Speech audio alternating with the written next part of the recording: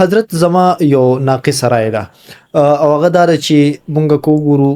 کوڅه په کوڅه محله په محله باندې چې کوم د مدرسه جوړه شوې ده مدارس ډیر دي نو زما ناقص رائے دا ده چې په راتلونکي وخت کې دا مدارس محدود کړي شي په یو علاقې کې په یو ټاون کې یو مدرسې اعلی مدرسې چې دا غي د استاد د سہولت یا هغه ته مراعات د یو اعلی یونیورسيټي د پروفیسور برابرۍ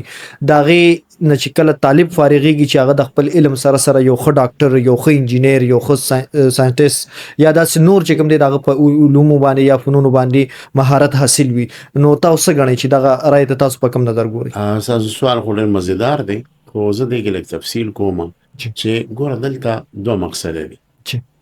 یو خدای دې چې مونږه د مدارسو نه څه حاصل وکړو مدرسونه مونږ عالمان حاصل وکړو نو د دې نه د انجینیر تمه کول دا صحیح تمه نه ده دا میسټیک دی لکه د دې مثال لاسې چې میډیکل یونیورسيټي ده او د هغې نه کوم ډاکټر وځي او ته ورته وایې چې یاره زما انجینیر پکار دی ته خو میډیکل ډاکټر یې ته په انجینیرینګ ولې نه پوهېږې ته په اګریکلچر ولې نه پوهېږې نو هغه به ورته وایي چې وروره ما خو میډیکل یونیورسيټي کې سبق ویلی دی چې کوم علم ما سره متعلق دی کوم فن د هغې باره کې تپوس وکړه مدرسې د دیني علومو ادارې دي نو چې د دیني علومو ادارې دي نو د دې سپیشلسټان به ترې روزي د دې ماهران به ترې روزي نو د دې نه دا تمه کوله چې یاره ته ساینسدان ولې د دې نه دا تمه کول چې ته انجینیر ولې نه یا او فلانکي فن کې ته ولې ماهر نه یا دا سوال میسټیک دی دا غرونو نه پکار دی چې په خپل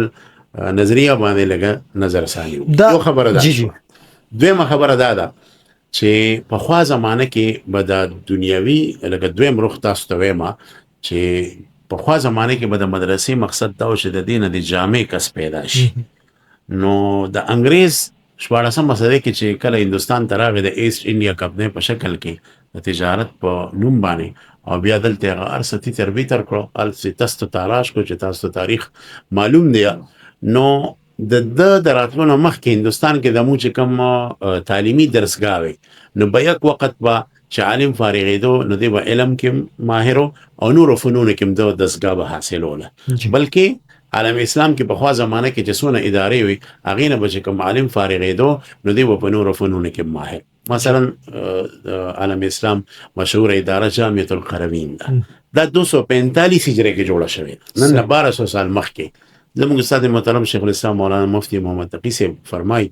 ځان ته لاړم یو لوی ګړیال مې ولیدو ما ته پوښتنه وکړه چې دا ګړی څه کوي بیا هغې باندې لیکلي چې دا د دې مدرسې فاضلو عالمو په دنیا کې اوله ګړی دی ایجاد کړی ده هغه انجینیر هم بهترینو نه وخت کې به دا فنون پړاوېده لیکن کومه مدرسه کې چې دا فن نه پړاوېږي د هغې نه دا تمه کول چې د ډاکټر ولې نه دی د پلانکي ولې نه دی انجینیر ولې نه دی د په اګریکلچر ولې نه پوهېږي نو دا داسې ښه چې لکه د میډیکل د یو فاضل نه ته دا تپوس کوې چې ته په اګریکلچر ولې نه پوهېږي او ته په دیګر شاخونو باندې ولې نه پوهېږي دا سوال بې ځایه دی دا نه دی کول پکار صحیح بل تاسو یو سوال وکړه چې مدارس ډېر واقع دا چې د ډیرو مدرسو ضرورت دی ځکه مدرسې مختلف کیټګري دي یو د یونیورسيټي لیول سره نو ظاهره دا خو کمی پکار دي او دا کمی دي لکه دارالعلوم حقانیه ده پېښور کې چې دی نو درویش کې جامع امدادیه ده امداد العلوم ده یا لاهور کې جامع اشرفیه ده یا نور مکتب فکر مدارس هم دي غټ سطحې سره کراچۍ کې دارالعلوم کراچي ده جامع فاروقیه ده بنور ټاون دی یونیورسيټي لیول سره مدرسې کمی دي خو څنګه چې یونیورسيټي لیول سره یونیورسيټي کمی بیا ښکته چې راشي نو سکولونه ډېر دي مدرسې هم بیا ډېرې پکار دي لکه په یو کلي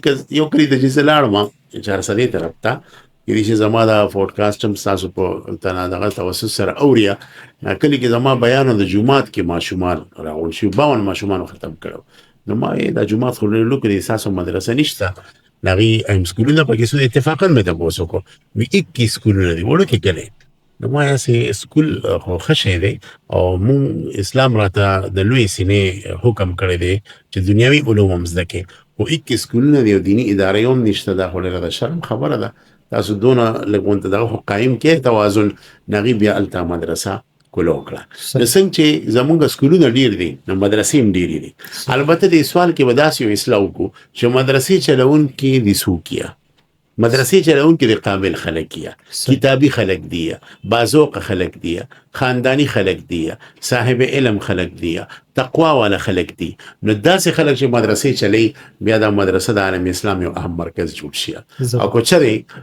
د مخې ته د استادانو تربیت نه یا د خپل تربیت نشوي نه دی بیا دکان کولاوي دا بیا مدرسه نه ده دا بیا د دین د بدنامۍ سبب جوړي صحیح